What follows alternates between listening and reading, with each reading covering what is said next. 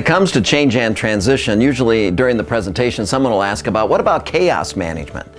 Now, chaos management is we're minding our own business. Then there's a disruptive technology, there's a new budget, there's a new law, there's a new statute, but something affects our organization and it'll never be the same. So for a period of time, things seem to be in chaos. But if we're patient and reflect and look for new patterns and new processes, we can become a very agile, very creative, and a very resilient organization. Change is kind of that surviving thing. Change happens overnight. It's immediate. It's situational. It's kind of mechanical. It's kind of like you have a new boss. There's a new policy. There's a new law. There's a new rule. The transition, though, is more personal. It's more internal. It's kind of the under-the-breath comments. It's the foot dragging. It's the apprehension. It's the anxiety. It's the frustration. And I think the way you can tell if you've gone through change and transition is if you've ever been blessed with a baby in your home. And you come home from the hospital and you think, oh my goodness, they gave us a baby. And then, you know, you are worried about whether you're going to be a good parent or not. And, you know, after a couple of days, you don't go back to the hospital and say, can I switch this baby with another one? This one isn't working out.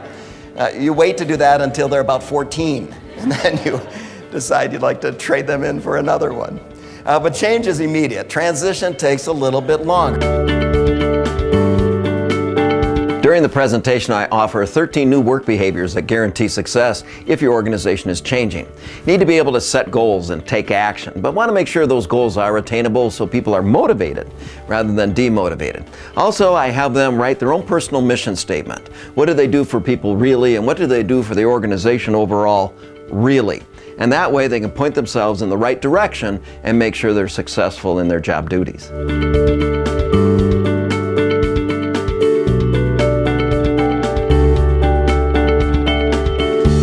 One of the mistakes we deal with when it comes to change is failing to manage the stress. And if we don't manage the stress, we're not going to get through the change.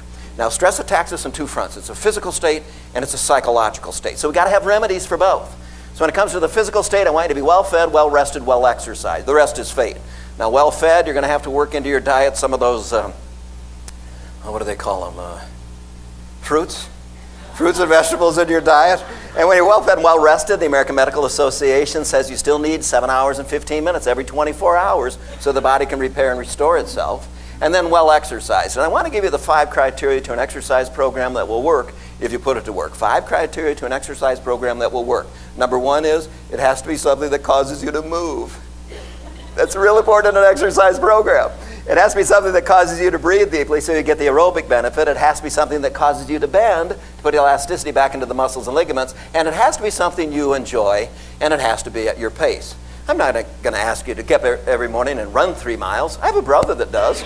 I'll run if I'm real scared, but I don't run for exercise. I go for a walk. And I see with change, when I go for a walk, I get away from it, then I can see things just a little bit more clearly. But you also have to have some psychological remedies to deal with stress too. One of those that I would prefer is positive affirmations. Say, I'm good enough, I'm smart enough, and doggone it, people like me. Yeah, if you keep saying things like that, you'll be a U.S. Senator someday. The second problem with change is joining the anti-change crowd. I'm sure you all know people that decide not to change, but I learned this a long time ago growing up on the farm. It's a lot easier to ride the horse in the direction it's headed.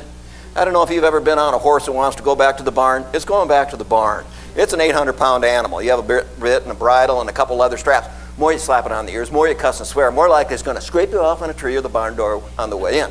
So when your industry changes or your organization is changing, sometimes we just need to ride the horse in the direction it's headed. Sometimes we act like a victim. We'll throw a pity party and we'll invite everybody to attend, and we talk about how hopeless it is and how helpless we feel. But it doesn't make us very attractive as a leader.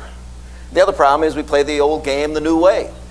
Let's say one of you on break says to me that you're going to Chicago this weekend. I say, going to Chicago, I'll be right back. And I run out to my SUV, and I come back and I hand you a map of Minneapolis and St. Paul.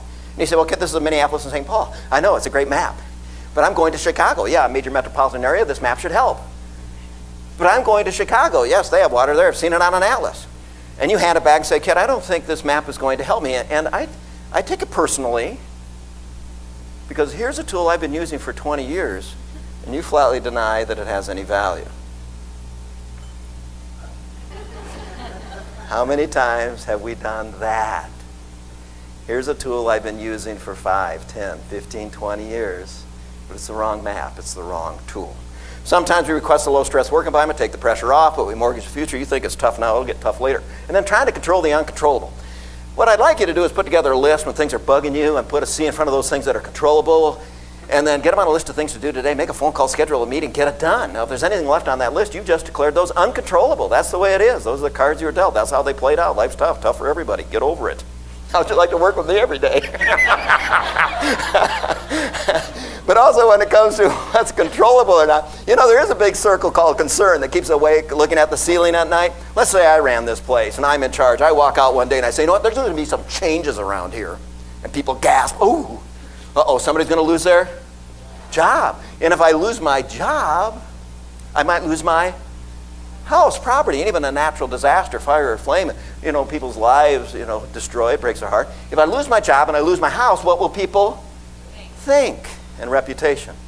We've all known people with a great reputation, one dumb decision, one dumb act, and it all disappears. And the first thing we ask is, what were they thinking? Because once you tarnish that reputation, it'll never be the same. People always remember that one time. That one time. And then, of course, we worry about those three things that'll affect our health.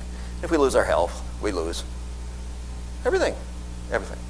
So we just got to make sure we control the things we can. Pacing yourself, sometimes we do that, but if the organization, if the industry is running, we can't be jogging. Got to get in step. Get out of the way if you're not going to get in step or lead. Next on, let's continue to do the old and the new.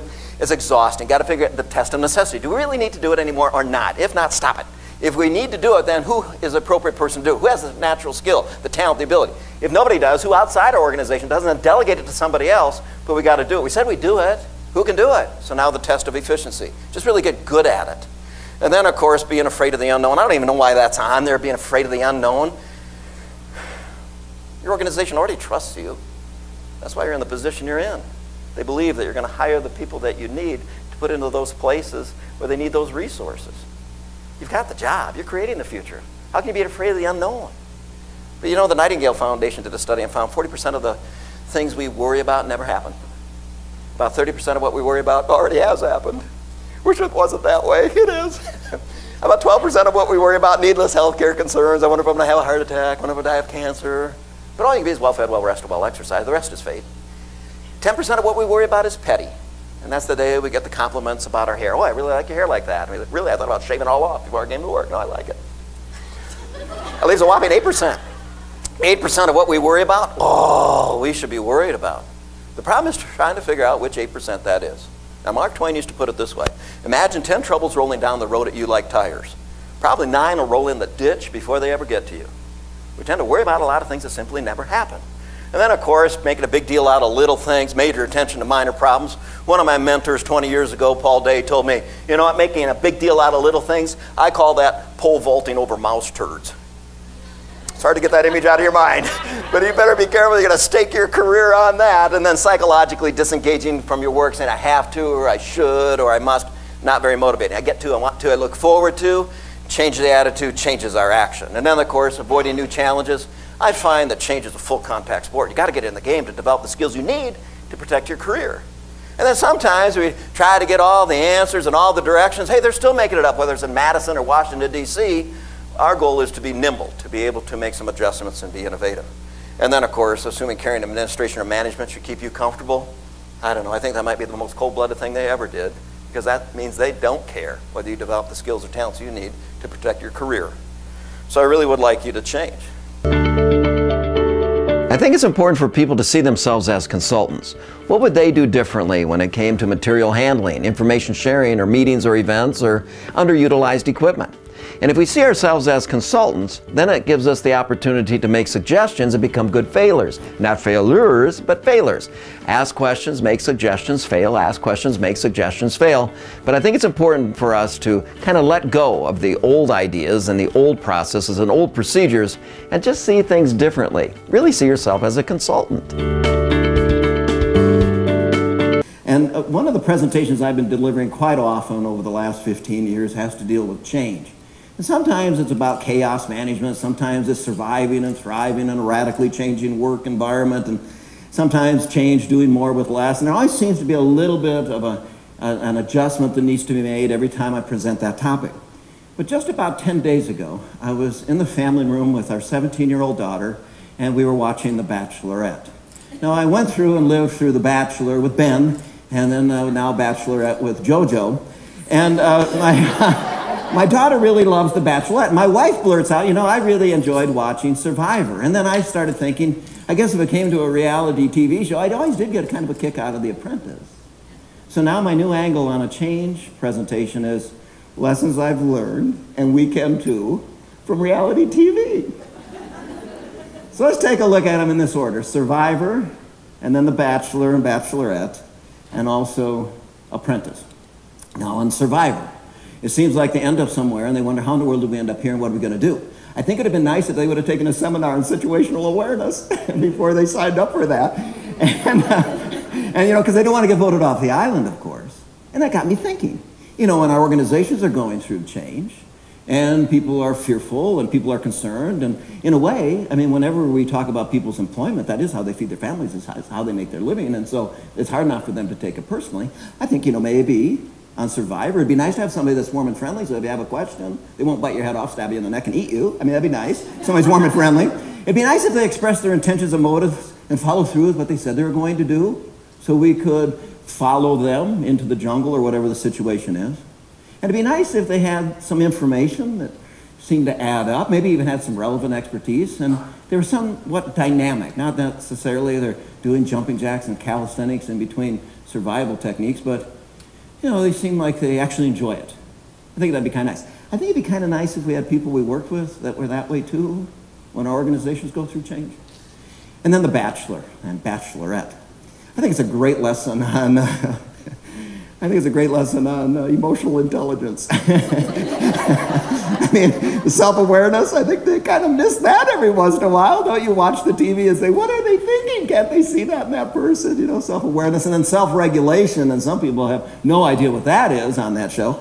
And then when it comes to empathy, Ben had a lot of empathy. I think Ben was very empathetic. Motivation, some people you find are quite driven to win that contest. And then social skills, and you notice some people have them, some people lack them. And it's also a great example of how to establish, maintain trust. And of course, people need to know us before they'll trust us. But the key to self-disclosure is it has to be relevant to the relationship and appropriate to the situation. Otherwise, bite your tongue. So when I watch The Bachelorette and the self-disclosure, I'm just thinking to myself, I didn't even want to know that. I can't imagine the contestant would. But when people express acceptance and they express understanding and cooperative intentions and they reciprocate disclosures appropriately, of course we're attracted to them. So maybe The Bachelor can teach us a lesson too, that when we're going through change, if we can be the person that's accepting, understanding, have cooperative intentions, and reciprocate disclosures appropriately. I miss that too. That concerned me too. You're normal. I'm empathizing with you, and I will help you move forward. I think that's a good lesson from The Bachelor. And then The Apprentice. And of course, The Apprentice, if you're not performing your job very well, you're going to get what? Fired. You're going to get fired. And I think that we all can become a leader that people would like to follow. And maybe when we watch The Apprentice, if we would treat our coworkers as well as we do our customers, that'd be a lot easier. I mean, if we really try to figure out what are we supposed to do, and what do my coworkers really need, and what can I do to help them, what can I do that would please them, I think people would follow you through fire. And if you were efficient with your time, test of necessity, what do we really need to do? Test of appropriateness, who here has the skills to do this? And test of efficiency, what would be the best approach? I think it would be hard for you to get fired. So wouldn't it be nice if we had some of that training where we work so people could be successful rather than fearing being fired? So when I think back to change and all the years I've been presenting on change, and as Mark said, that, you know, well, we know the stages and we know the mistakes and what are some of the behaviors we could put into practice to be more successful, I think instead of reading one of those great big thick books on change management, or having the people on your management team or your executive team or leadership group read one of those great big thick books on change, I would suggest you invite them to watch some reruns of Survivor and maybe The Bachelor, Bachelorette, and maybe The Apprentice, because I think there might be some lessons we can all learn from some bad examples, but also some good examples.